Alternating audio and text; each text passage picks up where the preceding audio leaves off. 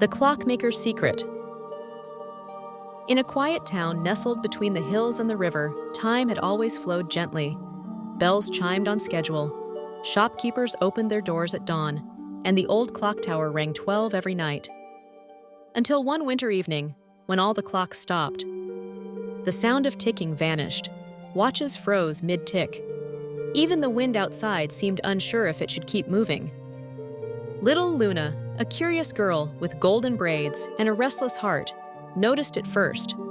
Her favorite pocket watch, a gift from her late mother, had stopped exactly at 12 o'clock. She tilted her head, puzzled.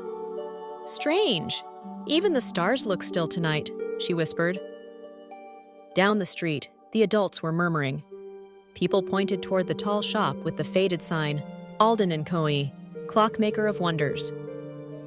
Inside, the windows flickered with a faint golden light.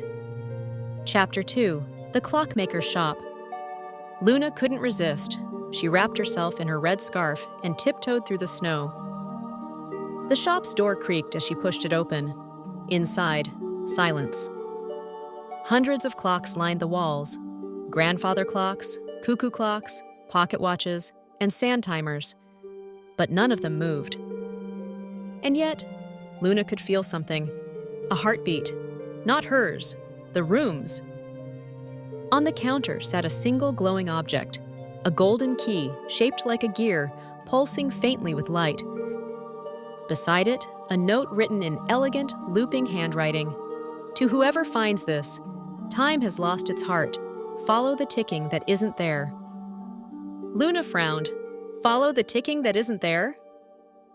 Just then, one clock, an enormous antique with silver hands, gave a faint click. Its pendulum swung once, backward. Then it whispered, "The heart of time is broken." Luna gasped and stepped back. "Who said that?" The voice came again, soft and distant. "Only the brave can restore what was lost." She looked around. Every clock's face had turned toward her. And then, the golden key floated slightly off the table, shimmering in midair. Chapter 3. Through the clock door. Luna reached out and grabbed the key. The moment she did, the great silver clock at the back of the room began to glow. Its glass face melted into liquid light, forming a swirling doorway. The room filled with a hum, not sound but vibration, like the heartbeat of the world. She swallowed hard.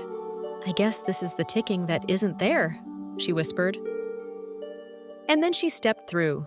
In an instant, the shop disappeared, replaced by a vast golden sky frozen in twilight. The ground beneath her shimmered like glass, reflecting constellations. Trees grew in spirals. Rivers flowed upward. She wasn't alone.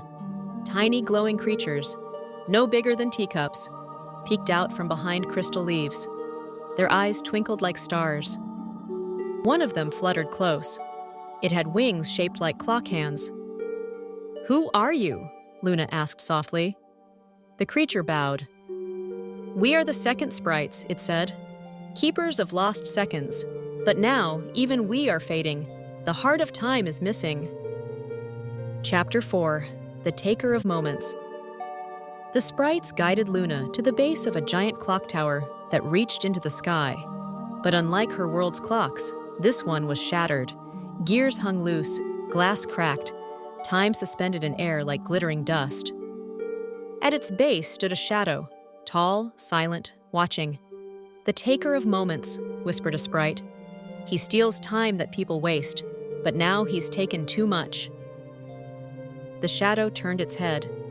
It had no face, only a swirling void. In its hands, it held something glowing faintly, a crystal gear pulsing with light. "The heart of time," Luna breathed. The shadow's voice was deep and echoing. "No one deserves time. They waste it. I'm simply keeping what they lost." Luna stepped forward, trembling. "That's not true. Time isn't something to own. It's something to live." The taker tilted its head. "Live?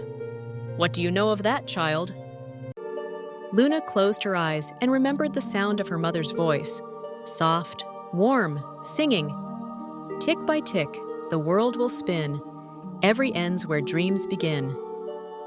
When she opened her eyes, her heart glowed, softly at first, then brighter. The golden key in her hand pulsed in rhythm. "Maybe I don't know everything," she said, "but I know how to care." Chapter 5. The Heart Restored. She held the key toward the taker. Light burst from it, scattering across the tower. The shadows screamed, not in anger, but pain. Then they began to crumble like ashes, fading into the golden air. The crystal gear fell, rolling to Luna's feet. She knelt and picked it up. The moment her fingers touched it, she saw flashes. People laughing, hugging, crying, living. Every moment time had ever held. She placed the heart of time into the tower's center. It clicked perfectly into place. Suddenly, sound, tick, tick, tick. The world began to move again. Rivers flowed forward, trees swayed, stars spun. The sky filled with warmth and motion.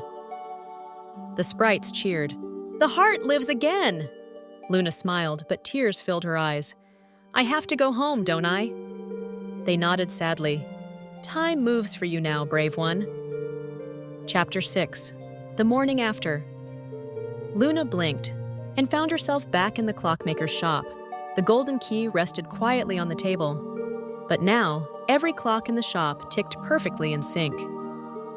Behind her, a voice spoke. "You did it!" She turned. Mr. Alden stood in the doorway, smiling gently. His eyes sparkled like stars. "How did you—" He raised a finger. "Time tells me things, child. You've given it back its purpose." He picked up Luna's pocket watch, the one that had stopped at midnight. Now it ticked again, strong and steady. "Keep this close," he said. "It will remind you that every second counts, because every second is alive." Luna nodded, smiling. "Thank you, Mr. Alden." As she walked outside, the morning sun rose over the rooftops. The townspeople looked up as the clock tower struck one, echoing through the valley for the first time in years. Luna looked at the sky and whispered, "Tick by tick, the world will spin. Every ends where dreams begin." Epilogue: The Secret of Time. That night, as she lay in bed, Luna placed her watch on the windowsill. Its soft ticking filled the room like a lullaby. Outside, she thought she saw a small, golden spark drift by, like a sprite waving goodbye.